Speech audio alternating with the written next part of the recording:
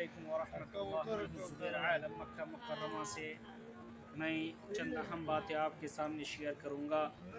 آج مغرب کی نماز کے بعد کا وقت ہے اور سارے لوگ، سارے حجاج کرام، معتمرین یہ عشاء کی نماز کے منتظر ہیں۔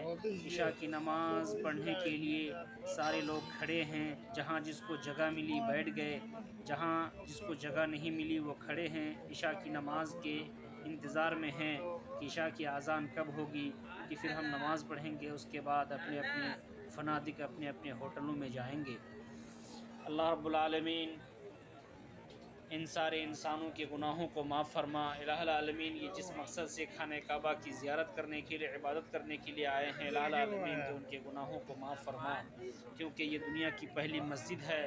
رب تعالیٰ نے وعدہ کیا ہے کہ دنیا کی پہلی مسجد جو مکہ میں ہے، اور اللہ رب العالمین نے اس مسجد میں ایک وقت کی نماز پڑھنے سے 1,00,000 کا ثواب عطا فرماتا ہے۔